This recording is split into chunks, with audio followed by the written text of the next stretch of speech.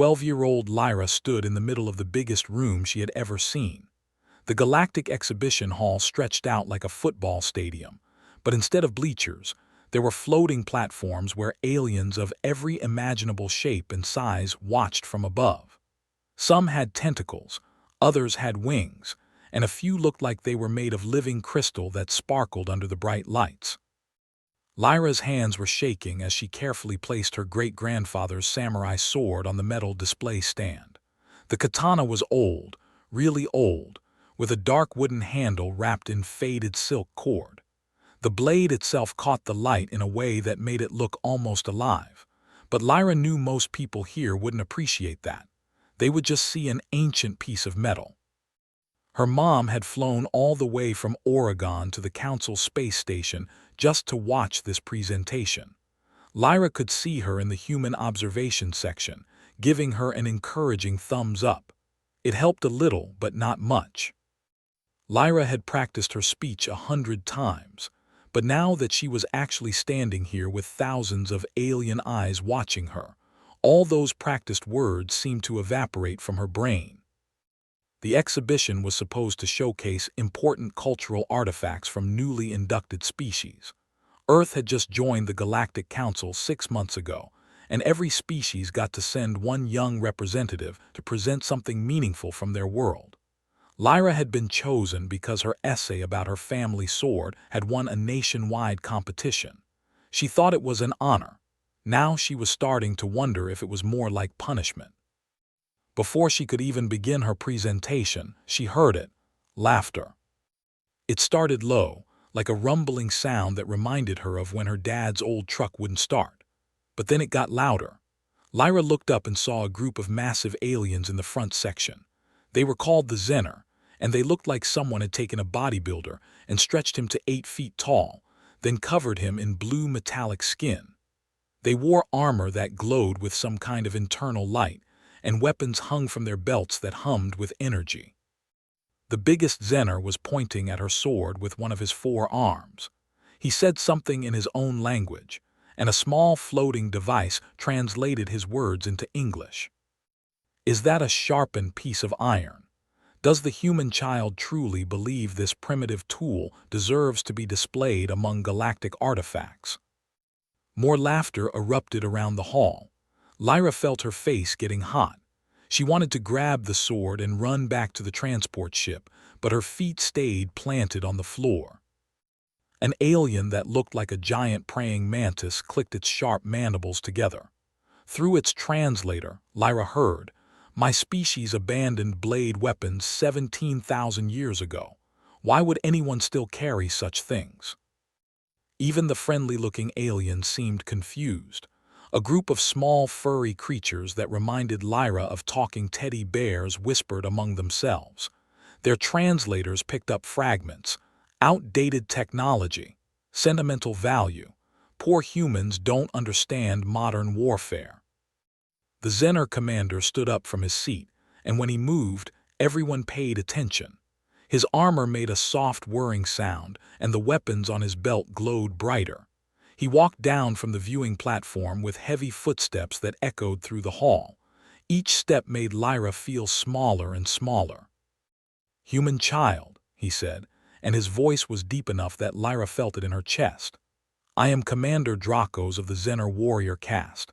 I mean no disrespect to your species, but surely you understand that such weapons are relics of a primitive past. My people used similar tools 50,000 years ago, before we discovered plasma technology and energy shields. This sword cannot penetrate modern armor. It cannot compete with laser rifles. It is, forgive my bluntness, useless in the context of galactic civilization." The hall went quiet. Everyone was waiting to see what Lyra would do.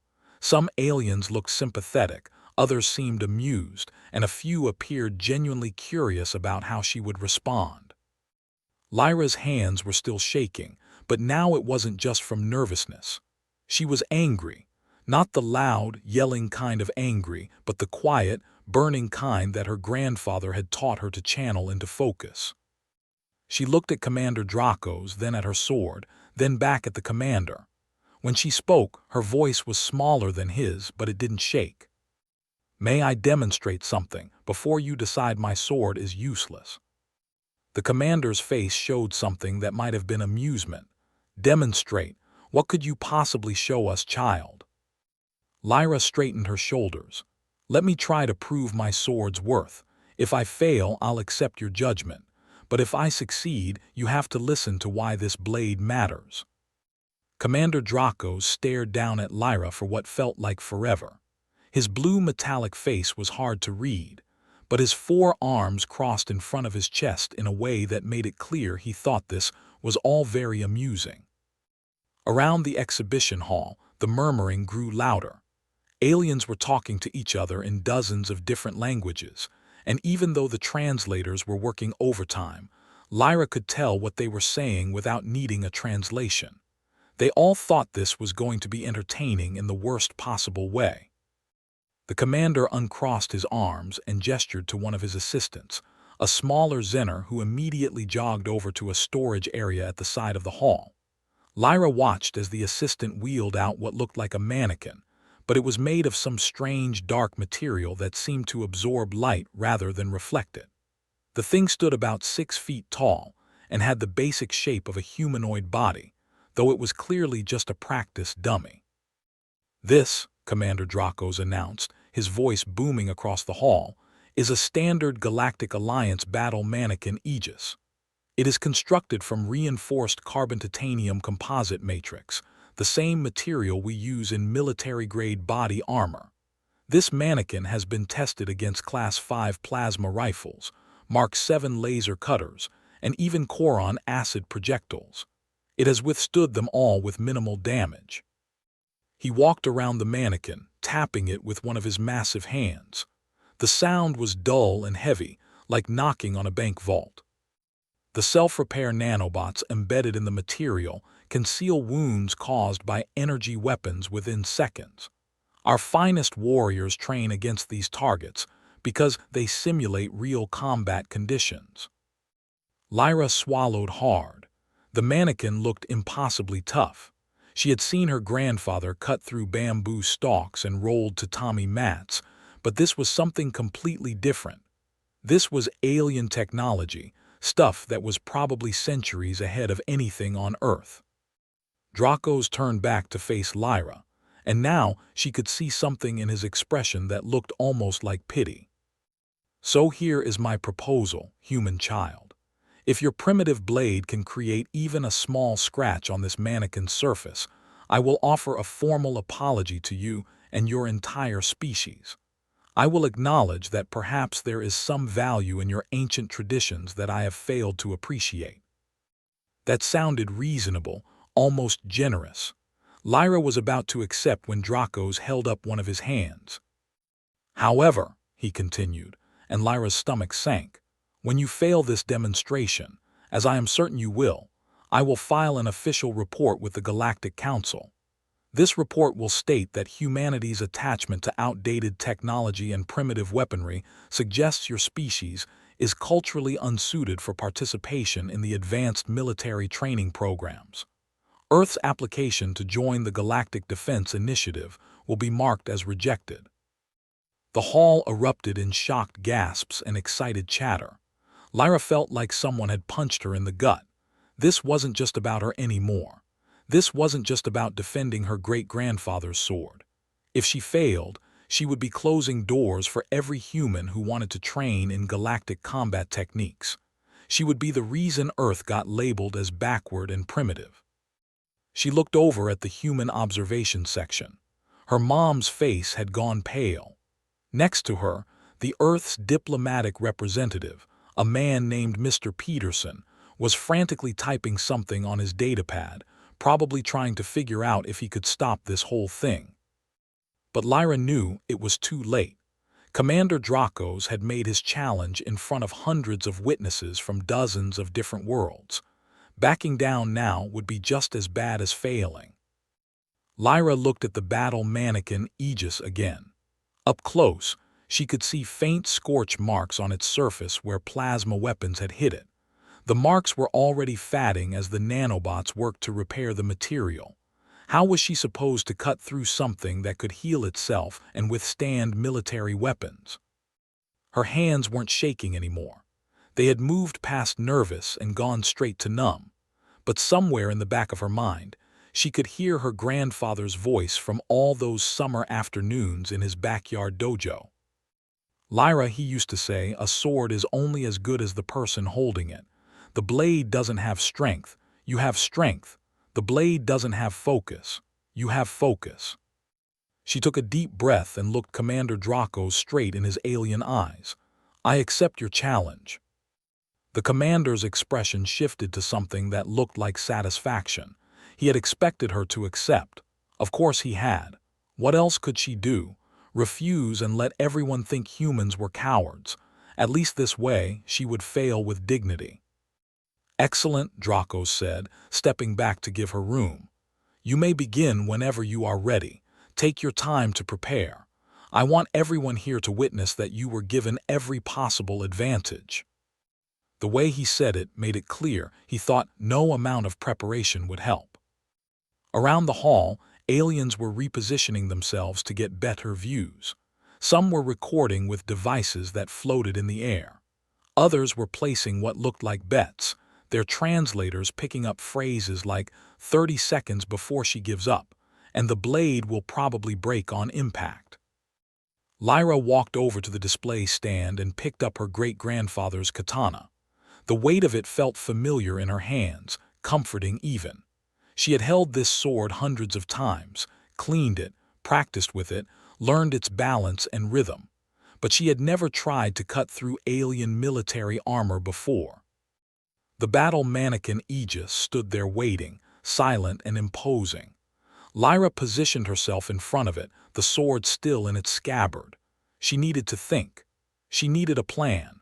But more than anything, she needed to remember everything her grandfather had taught her about what a katana really was and what it could do. Lyra stood in front of the battle mannequin Aegis for a long moment, just staring at it. The entire exhibition hall had gone quiet, waiting for her to make her move.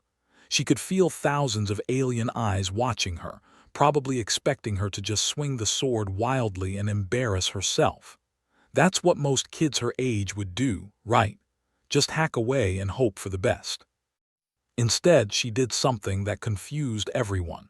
She walked away from the mannequin. A wave of whispers rolled through the crowd. Commander Dracos tilted his head, his metallic blue face showing clear puzzlement. Lyra ignored all of it. She found a clear spot on the floor about 10 feet from the mannequin and slowly lowered herself down into a kneeling position. Her knees touched the cold metal floor, and she placed the sheathed sword carefully in front of her. Is the human giving up already? Someone called out from the crowd. Scattered laughter followed. But Lyra wasn't giving up. She was doing exactly what her grandfather had made her do before every single practice session for the past 4 years. She was preparing, not her body, but her mind. She placed her hands flat on her thighs and closed her eyes. The laughter and whispers faded into background noise as she focused on her breathing. In through her nose, slow and steady. Out through her mouth, even slower. Her grandfather used to tell her that most people breathe like they're in a hurry, shallow and quick, always rushing to the next moment. But a swordsman needed to breathe like they had all the time in the world. What is the human child doing? That was a different voice now, less mocking, more curious. Lyra didn't open her eyes to see who had spoken. She kept breathing, letting each exhale carry away a little bit of her nervousness. With her eyes closed, she could picture her grandfather's backyard dojo more clearly. The wooden floor worn smooth by decades of bare feet. The smell of bamboo and old wood. The way afternoon sunlight would stream through the paper screens and make everything glow golden. Grandpa, she had asked once when she was 8 years old, why do we always sit like this before practice? Can't we just start? Her grandfather had smiled, the wrinkles around his eyes deepening. Lyra, anyone can pick up a sword and swing it. That takes no skill at all. But to use a katana properly, you need to understand something important. The cut begins long before the blade moves. It begins in your mind, in your breath, in your spirit. If your mind is scattered, your cut will be scattered. If your breath is unsteady, your cut will be unsteady. She had thought that was just old person talk back then, the kind of mystical stuff that sounded cool but didn't really mean anything. But as she practiced year after year, she started to understand. The times when she rushed into a cut, thinking about other things, worrying about messing up, those were the times when her form fell apart. The bamboo stalks wouldn't split cleanly. Her balance would be off. But the times when she took those few minutes to just breathe and center herself, those were the times when everything clicked into place. Lyra opened her eyes. The exhibition hall snapped back into focus, but something felt different now. She felt calmer, more grounded. She stood up slowly, picking up the sword as she rose. Her movements were deliberate and careful. No rushing, no hesitation. She turned to face the crowd and was surprised to see that they had stopped laughing. Commander Dracos was watching her with an expression that was harder to read now. Some of the other aliens were leaning forward in their seats, genuinely curious about what she was doing. "Before I attempt this," Lyra said, her voice carrying across the quiet hall, "I want to explain something about this sword because I don't think most of you understand what a katana actually is." She drew the blade from its scabbard with a soft ringing sound. The polished steel caught the light and seemed to glow. "This isn't just a sharp piece of metal. My great-grandfather received this sword from his teacher, who received it from his teacher, going back almost 400 years. The man who forged this blade spent months creating it. He heated the steel and folded it over and over, thousands of times, hammering out impurities and creating layers so thin you can't even see them." Lyra held the sword up so everyone could see the faint wavy pattern along the blade. "That pattern is called the Hammon. It's created during the tempering process. The edge of the blade is incredibly hard, hard enough to cut through most materials, but the spine of the blade is more flexible, so it won't shatter on impact.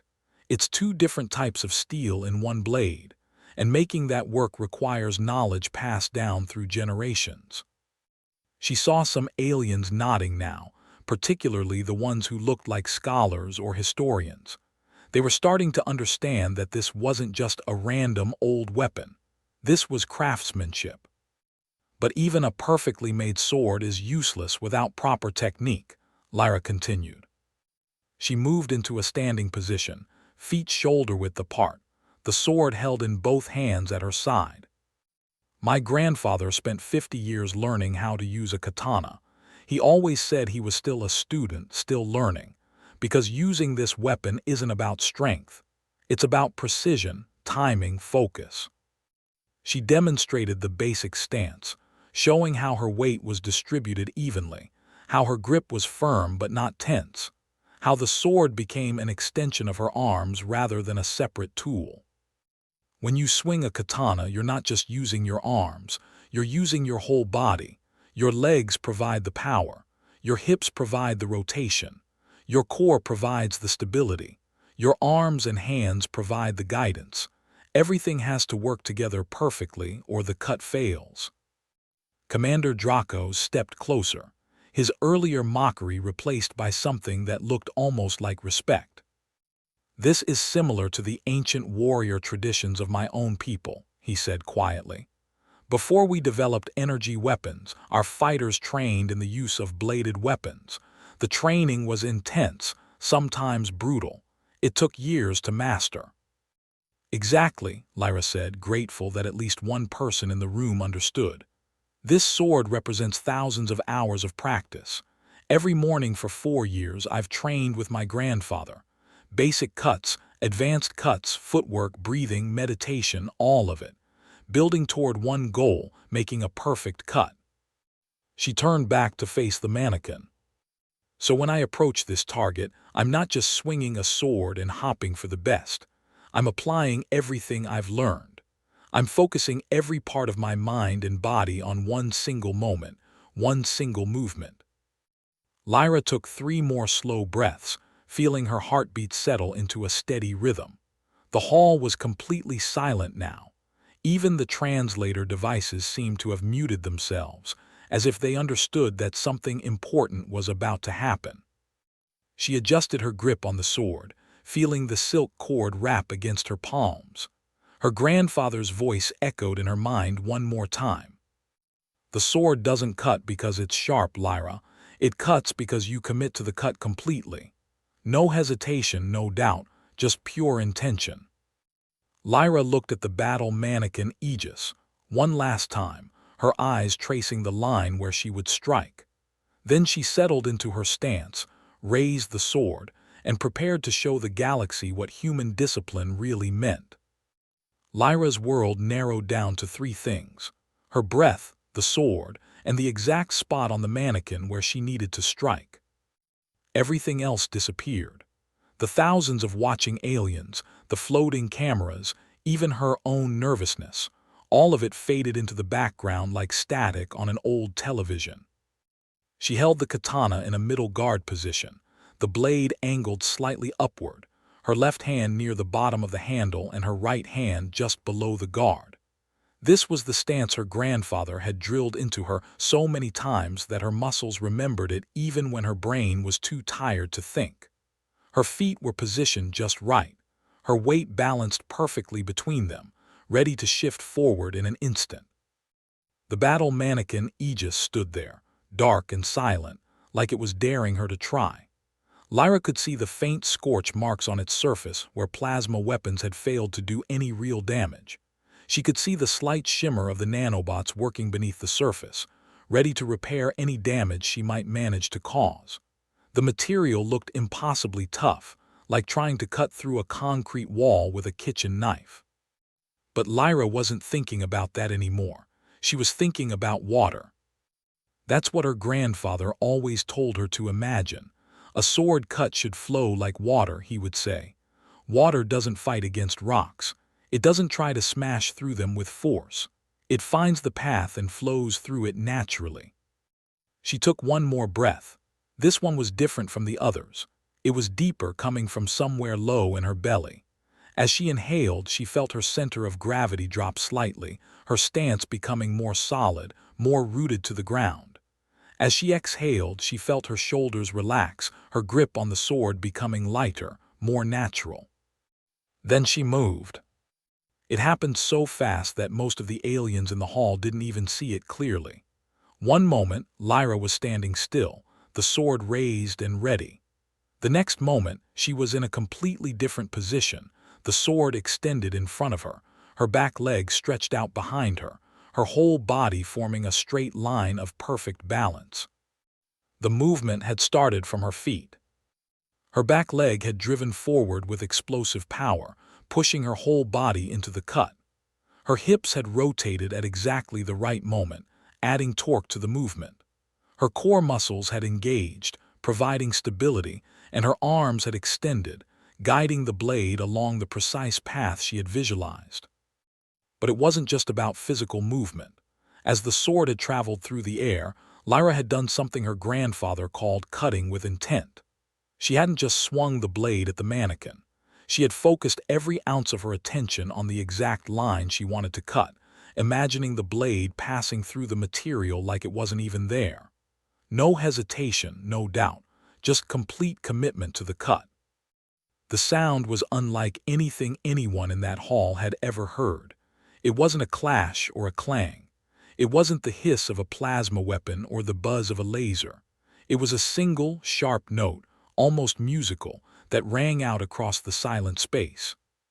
The katana had made contact with the mannequin's surface at the perfect angle, with perfect speed, with the full weight of Lyra's body behind it. For a heartbeat, nothing happened. The mannequin stood there unchanged. Lyra remained in her follow-through position, the sword extended, her breathing still controlled and steady. Commander Dracos leaned forward slightly, his blue metallic face showing what might have been disappointment. Had the human child failed after all that preparation? Then someone gasped. It was one of the small, furry aliens in the third row. They had noticed it first. A thin line had appeared across the mannequin's midsection, so perfectly straight it looked like it had been drawn with a ruler. The line grew wider, and then, with a sound like a whisper, the top half of the battle mannequin Aegis slid sideways and toppled to the floor with a heavy thud that echoed through the entire hall. The silence that followed was absolute. Nobody moved. Nobody spoke. Even the translator devices seemed too shocked to make their usual ambient humming sounds. Every alien in that room was staring at the two pieces of the mannequin lying on the floor, trying to process what they had just witnessed. Lyra slowly straightened up, bringing the sword back to a resting position. Her hands were steady now, not shaking at all. She looked down at the cut surface of the mannequin and felt a small surge of pride. It was perfect. The surface was smooth as glass, so clean that it looked polished. There were no jagged edges, no rough spots, no signs of tearing or crushing. The blade had separated the molecules so cleanly that the mannequin's self-repair nanobots couldn't even detect that there had been damage. They had nothing to repair because the cut was too perfect. Commander Dracos walked slowly toward the fallen mannequin, his four arms hanging loosely at his sides. He knelt down on one knee, which was remarkable because Lyra had never seen such a large alien move with that kind of careful reverence. He ran one of his massive hands across the cut surface, feeling the smoothness of it. His blue skin flickered through several different shades, which Lyra guessed meant he was experiencing some strong emotion. "This is impossible," he said quietly, but his voice carried across the hall anyway. "Our plasma blades leave rough edges. They cauterize as they cut, melting the material. Our laser cutters create heat-damaged zones that spread several centimeters from the cut point. But this—" He looked up at Lyra with an expression that might have been awe. "This is cleaner than anything our technology can achieve. How?" Lyra carefully cleaned the blade on a cloth she kept in her belt, just like her grandfather had taught her. You always cleaned your sword immediately after use, no matter what. It was a sign of respect for the weapon and for the art. As she wiped away the microscopic particles from the cut, she tried to find the right words to explain. "It's about the edge," she said finally. "A katana's edge can be sharpened down to just a few molecules wide. That's sharper than most industrial cutting tools you probably use. And when you combine that extreme sharpness with proper technique, with the right angle and the right speed and the right amount of force, the blade doesn't tear through material. It separates it at the molecular level." An alien that looked like a floating jellyfish drifted closer, its tentacles quivering with excitement. Its translator device spoke in a high-pitched voice. "But the energy required for such a cut must be enormous. What power source does the weapon use?" Lyra sheathed the katana with a smooth, practiced motion. "No power source, just me. My legs, my body, my focus. That's what I've been trying to explain. This isn't about technology, it's about human discipline and dedication." She could see understanding dawning on faces throughout the crowd. This wasn't just a demonstration of an old weapon. This was a demonstration of what humans could do when they committed themselves fully to mastering something. No computers, no assistance systems, just years of practice and unwavering focus. Commander Dracos stood up, his full height seeming even more imposing than before. But when he looked at Lyra now, there was no mockery in his eyes, only respect. Lyra stood there holding her great-grandfather's sword, watching as Commander Dracos processed what had just happened.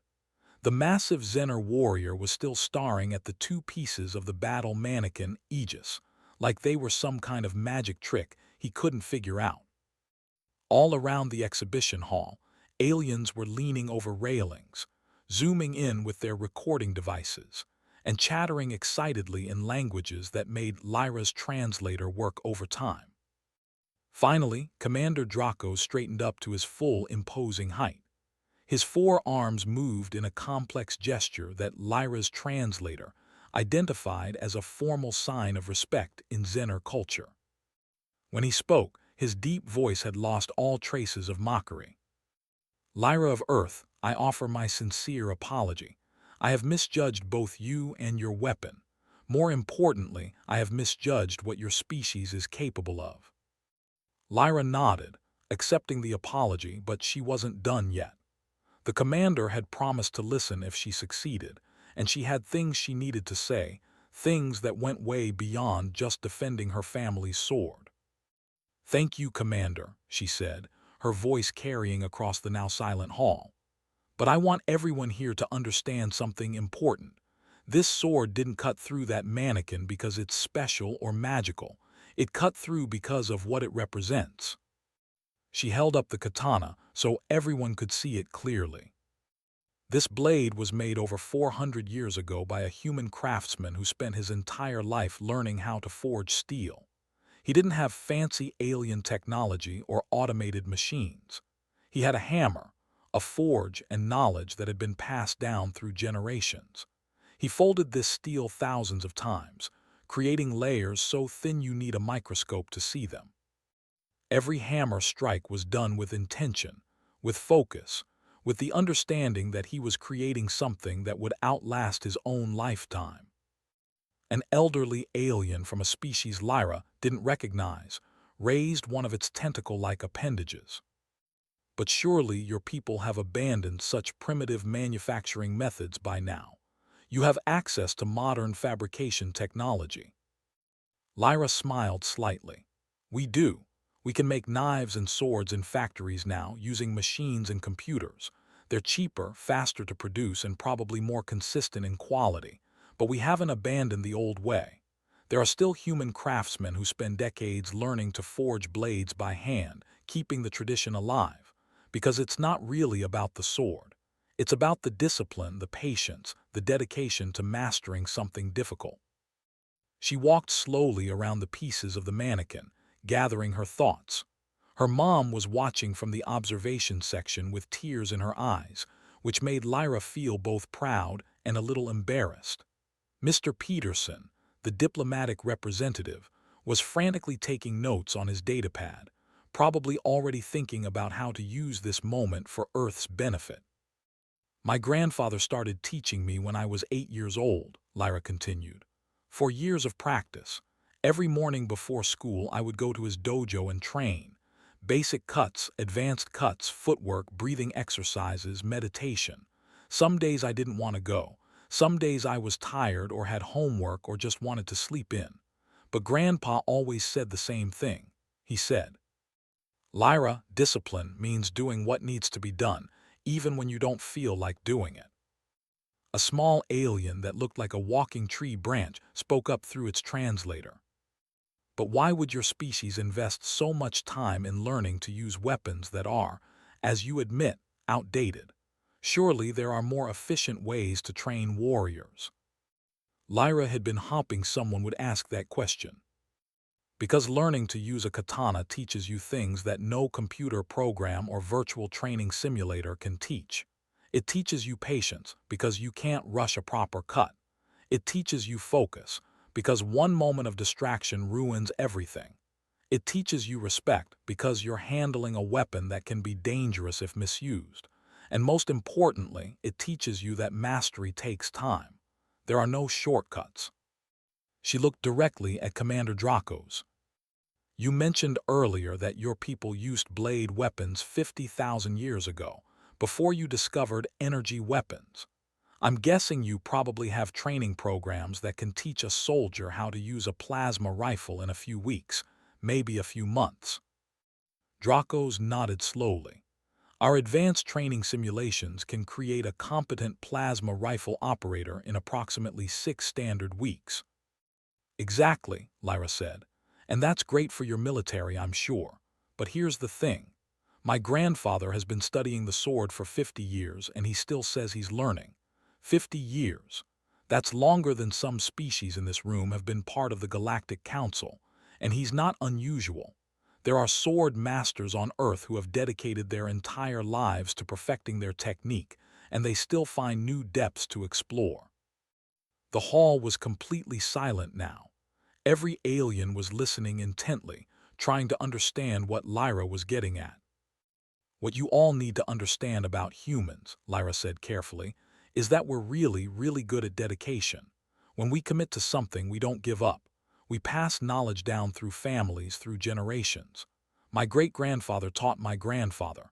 My grandfather taught me. And one day, if I have kids, I'll teach them. The sword is just one example, but it's true for everything we do. We have musicians who practice their instruments for decades. Scientists who spend their whole lives studying one specific thing. Athletes who train every single day for years just to compete in one event. A crystalline alien in the back row spoke up, its voice chiming like bells. Are you suggesting that this dedication makes humans dangerous? Lyra thought about that for a moment. I guess it depends on your perspective. We're not aggressive by nature. We don't want to fight. But if you push us, if you threaten us or the people we care about, then yeah, we can be dangerous. Because we'll dedicate ourselves completely to protecting what matters to us. We'll spend years training. We'll pass down knowledge through generations. We'll master skills that other species consider outdated or inefficient.